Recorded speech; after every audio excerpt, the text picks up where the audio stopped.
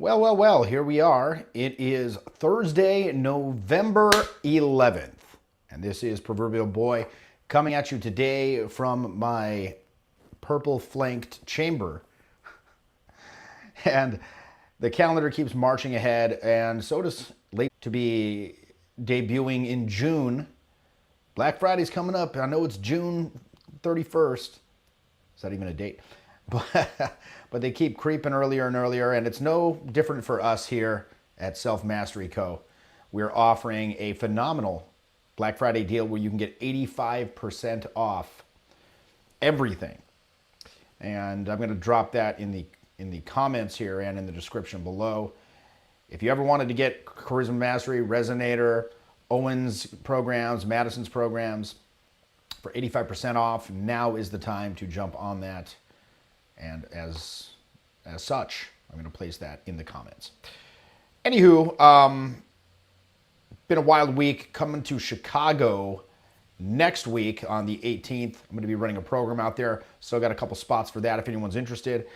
But until then, just kind of dicking around here in San Francisco. Had a program this past weekend. One of these students enjoyed the van so much that he decided to purchase his own van. He sent me a Craigslist posting. He's like, do you think that this is a good van? I'm like, well, it's a big commitment.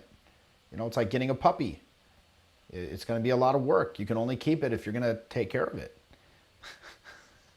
Shit, even with this new van, there's always some kind of project to make it look cooler inside. Currently I'm working on ceiling panels, custom ceiling panels, which requires you to put in these furring strips, and you got to paint the panels with polyurethane and blah, blah, blah, blah. Again, it's been 20 hours I spent on this, and Lord knows how much more hours. But again, it's a labor of love, because what you put into the van, you get back out in premarital sex. So having said that, got a lot of big lessons from this past weekend. I get most of my content from boot camps, from the live trainings, because I see the issues happening with these clients, and it really inspires me to address these issues because they're very, very common. There's only about, I've been doing this 20 years now, and there's only so many issues surrounding social skills that actually exist. To be fair, occasionally you'll see somebody who's just so unusual that it kind of boggles the mind. But even then, like, yeah, I have seen this once before, like 8 years ago. But really, there's only about 50 or 60 different things that pop up. And quite frankly, most of the issues surrounding technique and surrounding vibe when socializing and meeting new people, quite frankly, they are pretty easy to fix with some simple adjustments. Like, most people don't understand that really the fundamentals are what matter, because people, I believe, they want to think that they're good at the fundamentals. They want to think that. They want to be like, you know what, I'm good at the fundamentals. I need arcane technique. So I had this client this past weekend. In fact, let me just drop in the comments here that link for the Black Friday 85% off or 84% off. I don't know. I don't want to get too in the weeds with the details there, but that's there. But yeah, so this fella, he had an issue. He was fairly intermediate, meaning that he'd been doing this for some time. He'd been doing this for some time, and he had a fair amount of success. I said, how many successes have you had? He said, about 80, 90. I'm like, oh, wow, I'm surprised that you're still behaving in this manner then. And what manner was this that I was referring to? Well, he's really sort of like, I guess what you might call gamey, right? He's shticky. It appears as though he's putting on some sort of show. And I'm not even certain who this show is for. Is it for him? Is it for the benefit of the people he's interacting with? Because if that's the case, they don't seem to really enjoy it very much. It's like, if you're putting on the show, they should like it, or you should change the damn show, right? So essentially, this dude. I mean, he's like kind of tallish. I think he's like 6 foot, 6'1", something like that.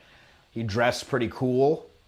You know, he even copied my headband. I was like, oh, I see he's copying my headband there. I'm not sure I enjoy that, but whatever, it's fine.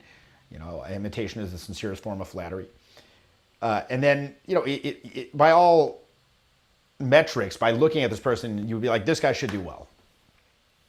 But then he goes in and he's doing all this like, hey, and the stuff he says is very circa 2005, you know, fuzzy hat type stuff. And I'm just like, why are you doing this? I'm like, you know what? It's funny because when I was kind of at your level and your age too, this guy was 30. He started like about 4 years ago when he was 26, same as me.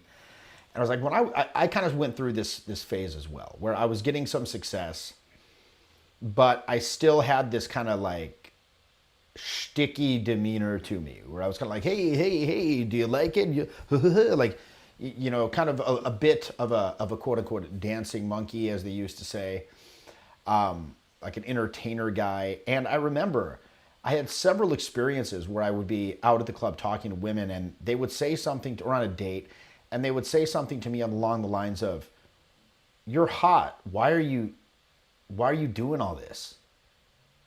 You know, like I'm into you. Why are you saying all this stuff?" And I kind of realized, you know, as my buddy used to say, I was enough, right? Like I am enough. And I think in many cases, those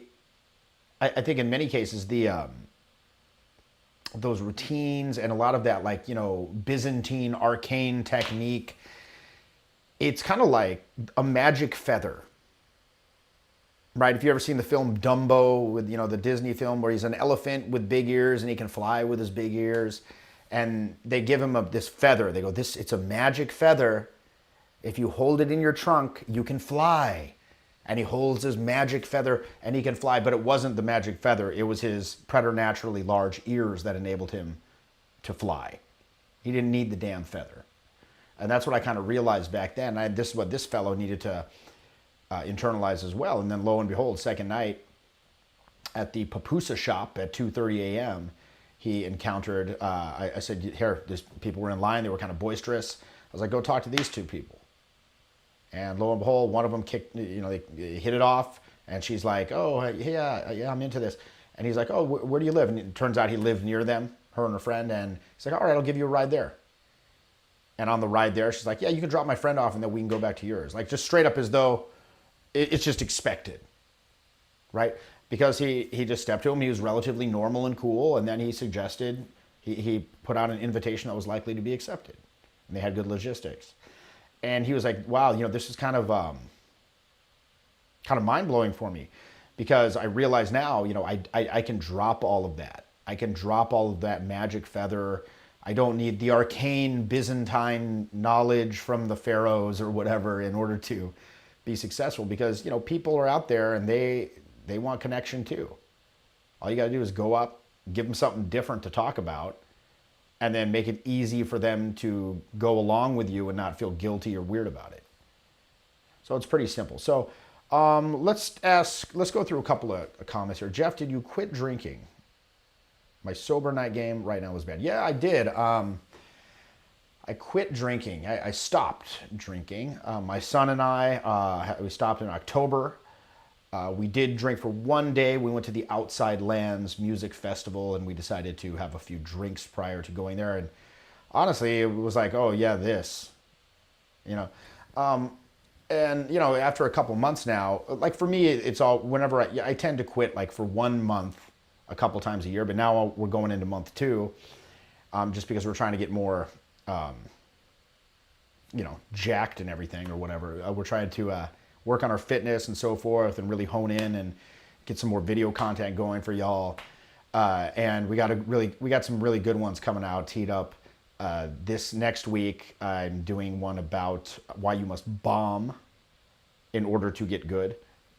You know, like a comedian goes on stage and bombs. Like, you have to have that experience of crickets, people just like feeling bad for you in order to progress. And then another one, you know, I've been doing these reaction videos. I'm reacting to this Michael Fassbender film called Shame, in which he portrays the character Brandon, a resident of Manhattan who also happens to be struggling with a crippling sex addiction.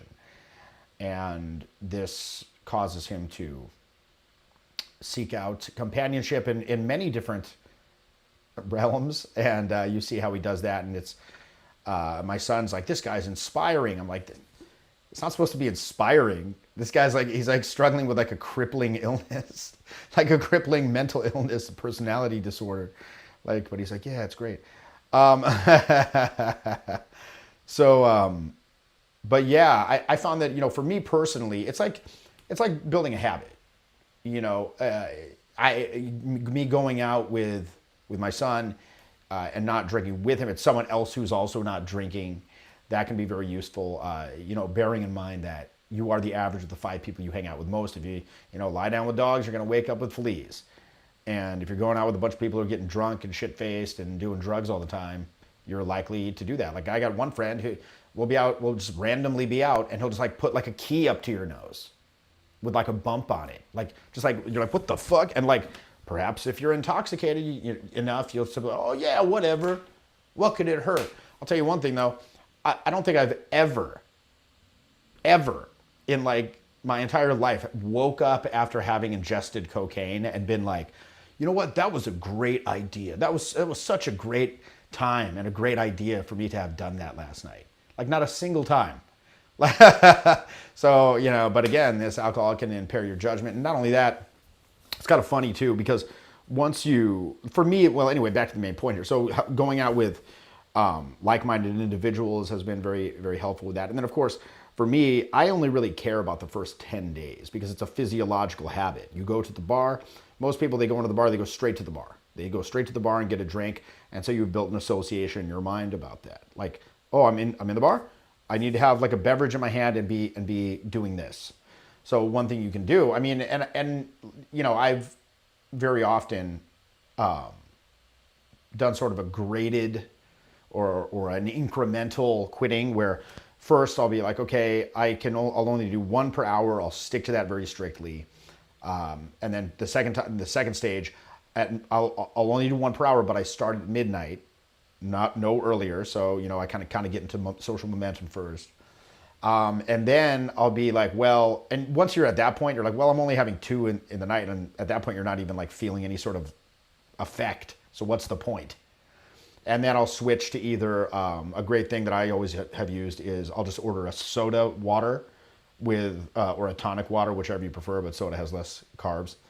A soda water with a lime in it, and then have them put a dash of bitters, which now bitters, that's 80 proof alcohol. That's actually like a distilled spirit with a bunch of bark and shit in it, Angostura bitters.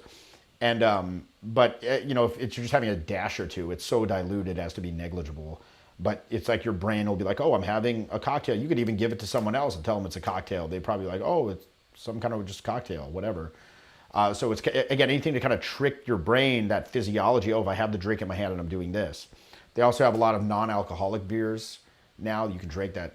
The non-alcoholic beer scene in the past year or so has exploded. That whole, like, they have like craft non-alcoholic beers now. Like before, all you had was like O'Doul's. And if you read my book, there's a part where I get kicked out of this show that I was in, this sort of like punk rock, shock rock opera thing called Scabaret, because I broke the makeup artist's leg with a baseball bat. It was an accident. But still, they're like, you're a liability. You got to go. You can't, like, here's the ultimatum. You either stop drinking or you're out of the show. And I'm like, well, what about the part where I drink the beer bong hamster bottle in the hamster cage? And they're like, use fake beer. It's called acting, Jeff. Use O'Doul's. And I go, nobody says O'Doul's to me, motherfucker. Nobody says O'Doul's to me. And quite frankly, I kind of had a point because O'Doul's is garbage. But it's not even like vaguely reminiscent of beer. If that's what you're trying to emulate, So then recently they came out with Heineken 0.0, which is pretty damn good. It tastes kind of like just Budweiser. If you want to, trick the brain, like, oh, I'm having a beer. And then more recently, my personal favorite is Athletic Brewing Company. And they make a really nice, blonde, and then they have like a hazy IPA, and it just tastes just literally exactly like a beer. And so again, and you're actually hydrating yourself. You're not becoming intoxicated and impaired. So yeah, try those things out. That might be beneficial to you. So let's see. Dude says, RSD Felipe says, is boot camp as always, or what have changed? What have changed? Actually, yeah, I'm still doing live programs. I'm doing pretty much every weekend. You can go to jeffyinperson.com if you want to find out my schedule. I'm going to Chicago next week. If you're in Chicago and you want to come through, I still have spots for that program. Then I'm doing one in San Francisco. And next year, starting on January 7th, I'm going to be in Atlanta, Georgia. I believe I'm going back to San Diego, back to Scottsdale, Austin, New York City, New Orleans for Mardi Gras. That's going to be just a ball and a hell of a time. And we had two guys on that. One guy had to drop out. His house was damaged in the hurricane. So yeah, that program is wide open right now. And you know, if nobody signs up, I guess I'm just going to party there by myself. So, but if you want to party with me, you want to hit the field with me, it's ever been on that bucket list, you can go to jeffyinperson.com and we can make it happen for you. And what has changed? Nothing. Well, the only thing that's changed is I'm better at instructing, and my crew is better at instructing as well. Like I said, these guys are getting literally life-changing results every weekend. This guy, even though it's kind of funny too, because my son, he was saying, it's funny how the most advanced guy on the program got the most out of the program. You know, because that epiphany he had to drop all of that shticky material, that probably shaved, let's just say it saved him a lot of grief. You know, it saved him a lot of confusion, frustration, because going forward, he probably would have still been doing this like goofy shit and, you know, been just viewed as a clown, right? They're like, again, like, why is he doing this? Like, it's confusing to them when you do that stuff, especially if you're like already like a pretty cool dude. Like, why is he doing this? Like, what's going on? What is the, like, it's like, they're literally confused. Confusion rules the night. So yeah, you can go to jeffyinperson.com and you can check that out, or you can go charismamastery.com/events just to see the schedule. And let's see this. So Jeffy, CL Smooth says, Jeffy, longtime fan, will there be a follow-up to 9-Ball? Quite possibly. I mean, at this point, I kind of think that there should be. I mean, I wrote that book not because I wanted to. Well, I wrote the book because I was compelled to. I had to get all of these, almost as a way of self-therapy, to get all of these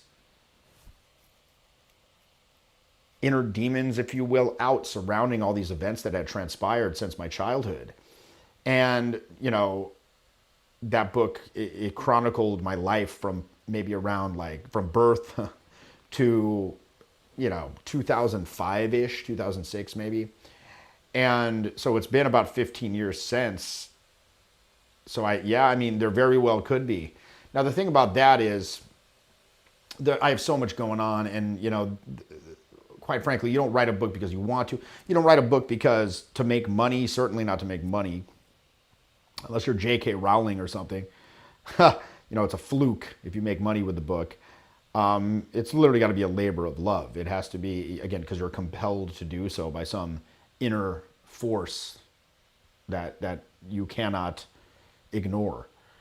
But I don't quite feel that quite yet. But again, so much weird stuff has happened. You know, my life literally is like a movie. Literally, it's like, okay, what happened now? Like, people are talking, like, what happened? You have this son now, and you're doing this and that, and you got a new van that a dude gave to you. Like, what?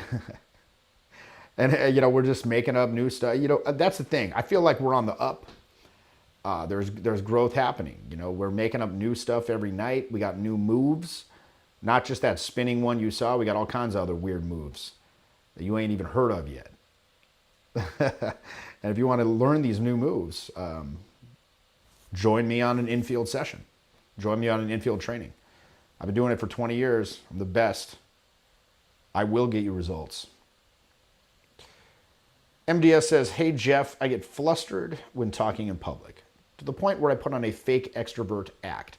Yeah, this is kind of what, well, I don't think this is necessarily what happened with the other client that I was describing, but a fake extrovert act, that's what we call like persona, putting on a persona, and that can actually be quite fatiguing. So would charisma mastery help me be more myself on stage? Okay, so this is for stage performance. Or public speaking. Well, yeah, I mean, it's really designed to address inhibitions surrounding public social interaction. So basically, the controlling chain of events, it's not really verbalized or intellectually verbalized in your mind.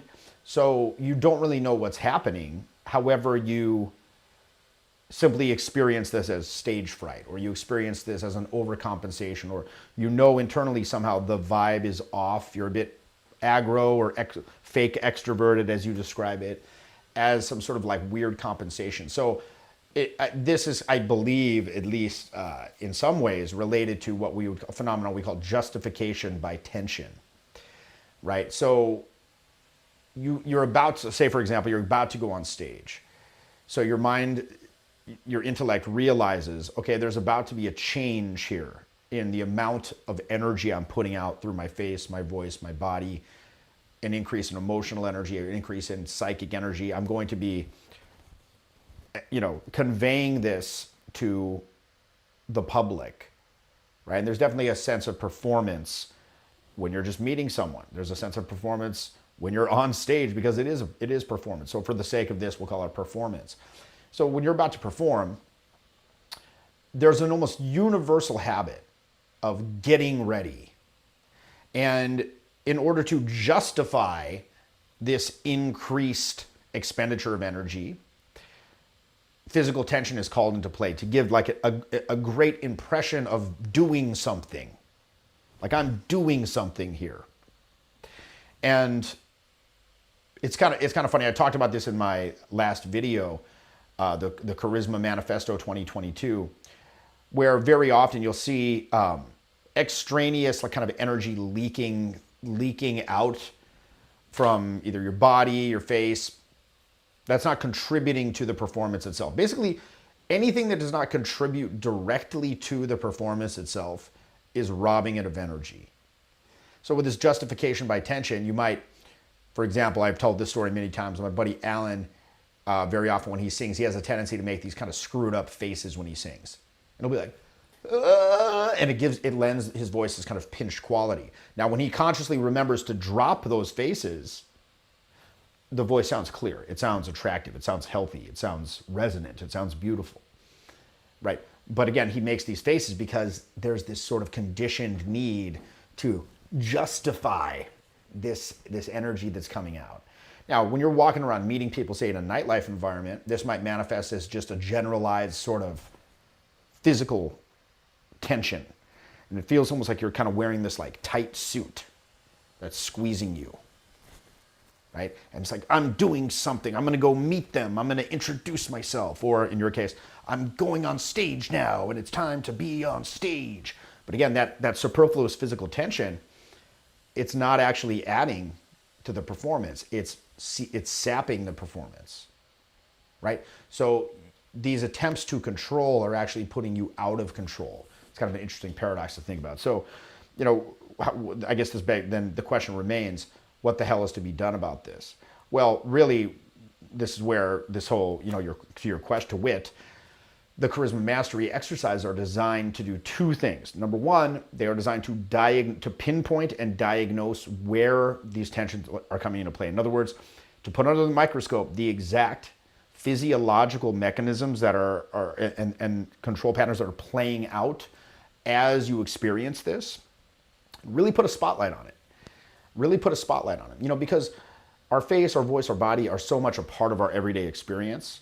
I think we sometimes hesitate to investigate them. It's like we just kind of take it for granted.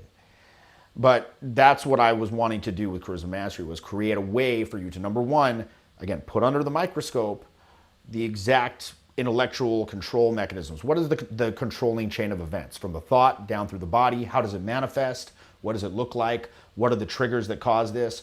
Okay, once you have that awareness and that familiarity with these phenomenon, these happenings, at that point, then you can start releasing them, or rather even transforming them into a choice you could make.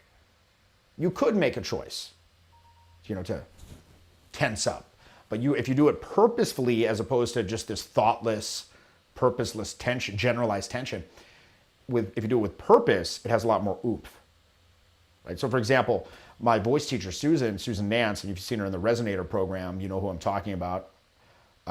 Old Nancy, she's a very sweet lady in her early 70s, and very, very good friend of mine. She's helped me create the curriculum for the Resonator program, which is designed, of course, to create healthy, powerful vocal projection. It's tone production, how to actually use the apparatus. If you've never seen Resonator and if you have issues with vocal projecting and your voice going out and not being heard, things like that, that's a great program to check out. I'm very, very proud of that program. And it is included in the Black Friday bundle. If you go to the link that I just posted in the chat right there, you can get that and Charisma Mastery for, I believe, 70% off or something like that through November 26th or something. I don't know. It's the whole Black Friday situation. But anyway, so the Resonator. Anyway, so I continue to go to her for voice instruction. And the other day she said to me, Jeff, you kind of walk, when you're singing, you have a tendency to move around physically a lot. You kind of walk back and forth.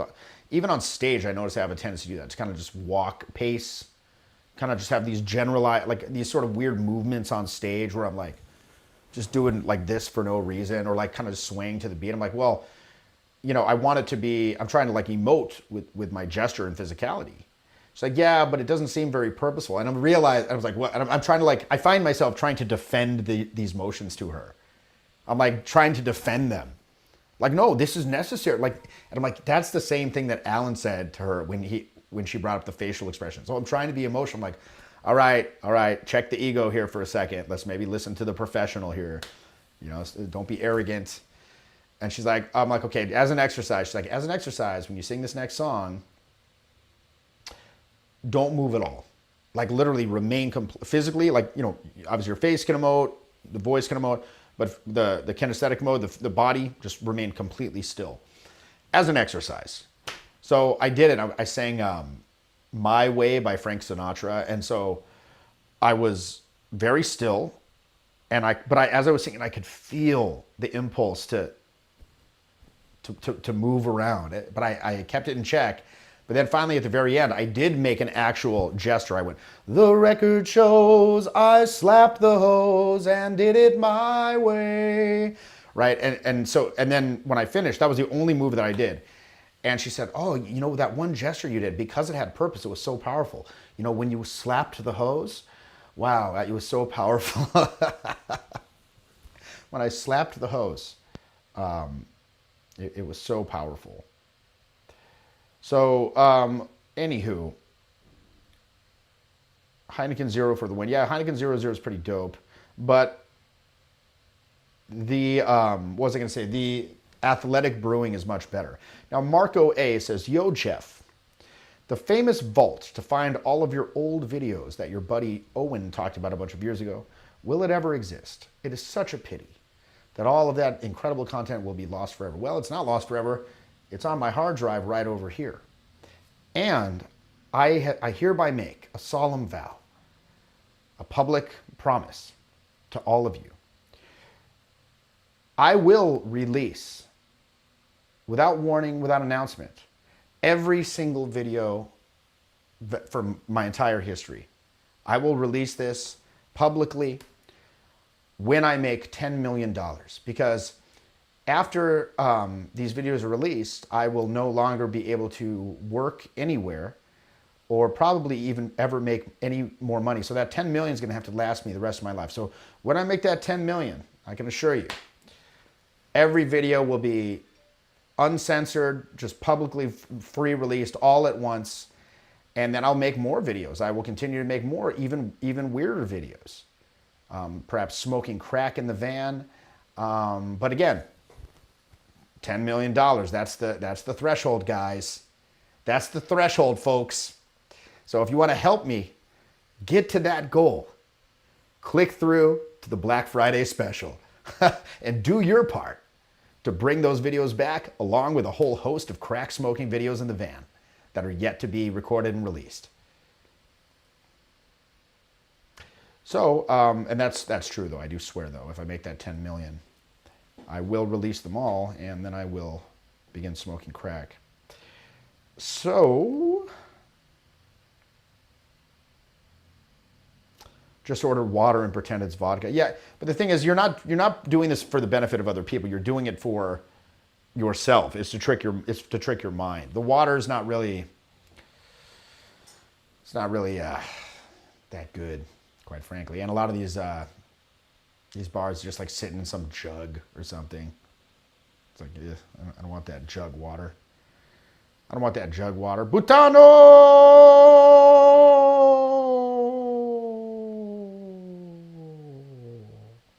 Yeah, so here's another thing. It's kind of funny too, because this, and I'm going to discuss this more in this shame video that I'm going to be releasing in a couple or few weeks. The one thing I notice about, again, these students who are kind of putting on an act or putting on a show, it's all about them. It's all about micromanaging their own internal state. They're not focused on the people they're interacting with. The focus is internal. Like, do I look cool? Do they like me? Right?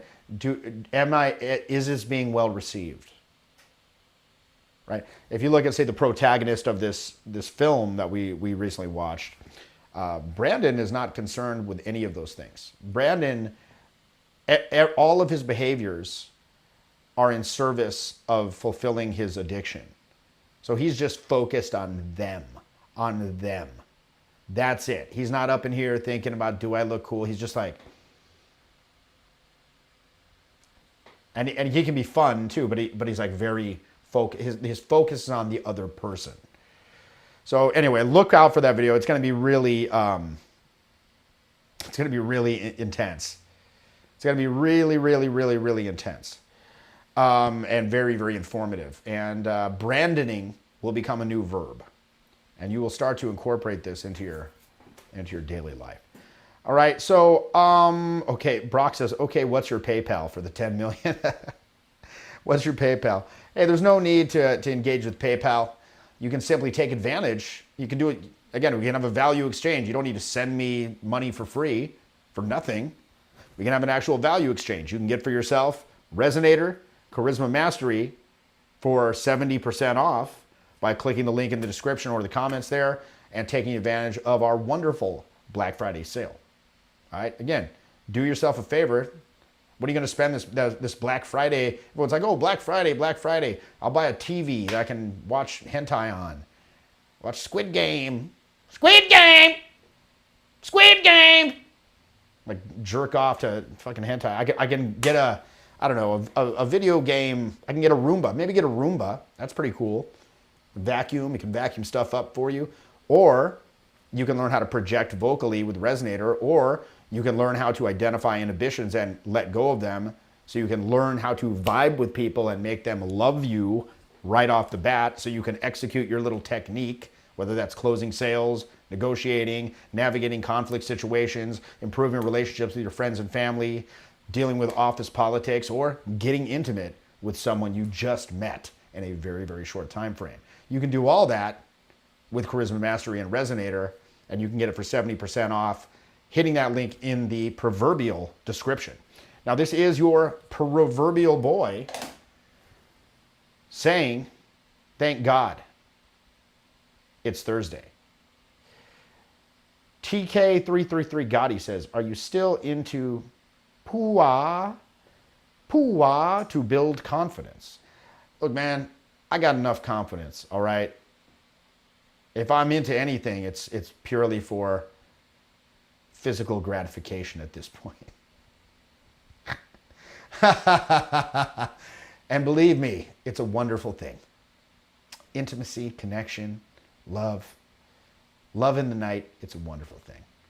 So having said that, I'm going to end this live. Hope you enjoyed it, and I'll see you on the next one. I'll probably hop over to Instagram and do one there, maybe from the van. So thanks for joining me for this wonderful Thursday evening session, and I'll see you next time.